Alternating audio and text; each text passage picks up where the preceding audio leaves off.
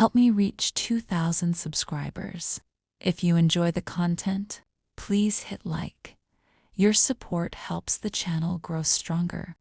Leave your thoughts in the comments. I read every one.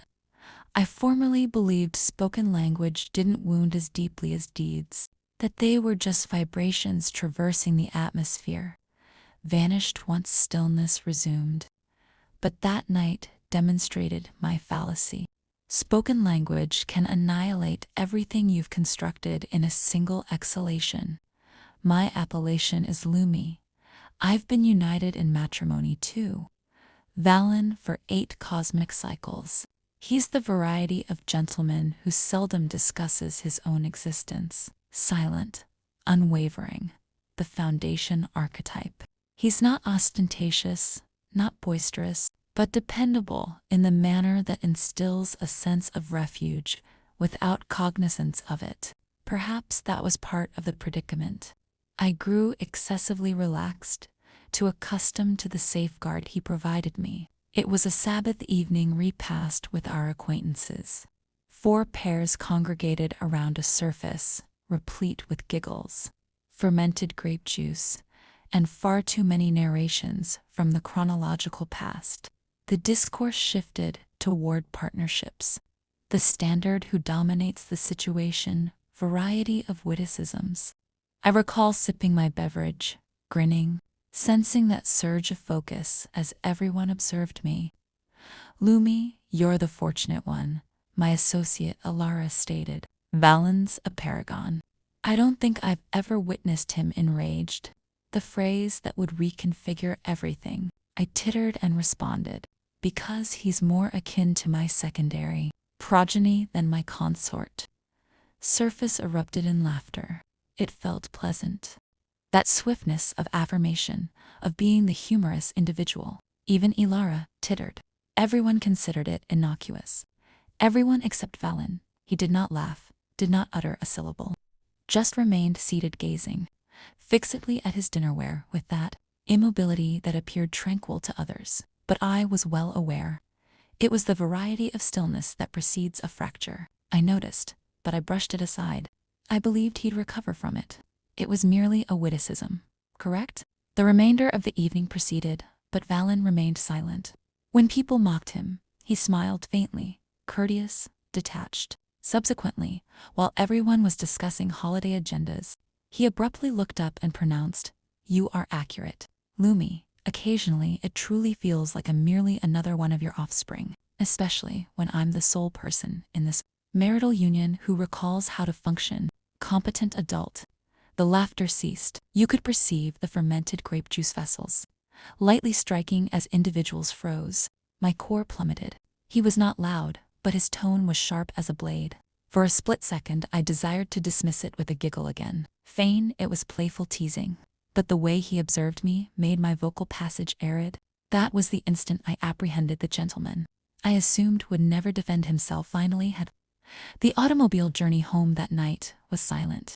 Acutely, thoroughfare illuminations flickered across Valen's visage, his mandible taut, his orbs fixed forward. I wished to articulate something, anything, but every syllable I rehearsed sounded incorrect in my mind. When we finally positioned the vehicle in front of our dwelling, he exited without awaiting me.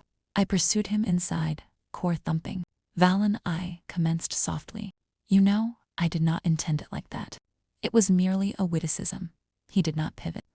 A witticism, he reiterated quietly, suspending his outer garment. You disgraced me in front of our companions, and now it's a witticism. I sighed, striving to maintain composure. Oh, come on. Everyone jests about their partners. You're interpreting it too gravely. He confronted me then, and his orbs, usually warm and gentle, looked fatigued. No, Lumi, you've been mocking me for a protracted duration. Tonight was merely the initial time. I challenged you on it. Spoken words impacted more forcefully than I anticipated. I opened my mandible, but nothing emerged. He proceeded past me into the communal chamber, seating himself like he'd just advanced 10 cosmic cycles in one evening. You know what's peculiar? He inquired after an extended suspension. I heed you recount chronicles? about our existence, like you're the sole person experiencing it. I'm perpetually the target of humor, the forgetful spouse, the uninteresting gentleman, the one who fails to grasp the situation. And each occasion you titter and I allow you because I believed it brought you felicity. My chest tightened. Valen, But tonight, he interrupted, his speech low. I apprehended something. You no longer demonstrate respect for me. You respect how people perceive you when you mock me. I felt my core twist. That is untrue, I asserted, tears stinging my orbs. I cherish you. You know I cherish you. He shook his head slowly. No, Lumi, you cherish the version of me that does not speak forth. The one who remains quiescent so you can radiate. That stillness subsequent to his spoken words was worse than any vociferation could have been. For the inaugural time in cosmic cycles, I perceived how diminutive he'd begun to render himself for my benefit. How frequently he'd smiled, through disrespect because he did not wish for a dispute. That comprehension scorched. He stood up, observed me once more, and articulated, I believe we should acquire some space. I necessitate recollecting who I was prior to being the target of someone's jest. He advanced into the auxiliary resting chamber, closing the portal softly behind him, the most subtle farewell I'd ever overheard. The periods that ensued felt hollow. I followed the routines, employment, tasks, evening meals unaccompanied, but everything felt weighty, like the air itself had undergone a transformation. Valen scarcely spoke to me.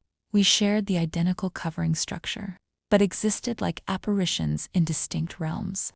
At night, I'd hear him moving about in the auxiliary resting chamber, gathering belongings gradually. That sound induced my chest to ache. One wished to converse to rectify it, but mortification retained my speech confined internally. Every syllable I could articulate felt too insignificant, too tardy. A cosmic cycle subsequent, I returned home to discover his personal items absent. His storage compartment was partially empty, and the faint scent of his fragrance lingered like a recollection refusing to dissipate. On the preparation surface, there was a message, painfully courteous. Lumi, I've devoted cosmic cycles, striving to titter alongside you. But somewhere along the path, you began to titter at me. Perhaps you did not intend to, but you did. I do not despise you, and I do not desire ill fortune for you. I simply necessitate serenity. The variety that does not originate from feigning everything is satisfactory. Tend to yourself, Valen. I must have perused that message 100-fold, each line cleaving deeper than the preceding one. There were no indictments, no wrath, just quiescent disappointment, and somehow that wounded more than fury ever could. For days I continually relived that evening in my mind, the way everyone had tittered, the expression on his visage, the stillness that followed. I persuaded myself it was innocuous, but the truth was, I'd utilized humor to conceal how disconnected we'd become. It wasn't merely one jest that terminated us. It was the sequence, the minor criticisms, the public mockery, the reckless moments where I selected attention over devotion. I'd caused him to feel diminished to cause myself to feel observed. One evening, I proceeded to his sibling's abode to restore his timepiece. Valen opened the entryway, looking calmer, lighter somehow. He did not invite me inside, and I did not request to enter. I perused your message, I articulated quietly. You were accurate. I ceased demonstrating respect for you, without even comprehending it. He inclined his head, not unkindly. I hope you learn to cease performing that, not merely to me, but to anyone who cherishes you. That was the final time I observed him. Months subsequent, I'd still capture myself suspending mid-titter at a companion's witticism, recollecting how simple it is to injure someone with spoken words masked as humor. And whenever someone inquires what transpired to my marital union, I simply articulate the veracity. I mistook affection for endurance. Sometimes the most severe action you can perform isn't faithlessness. It's causing the person who cherishes you to feel like an afterthought.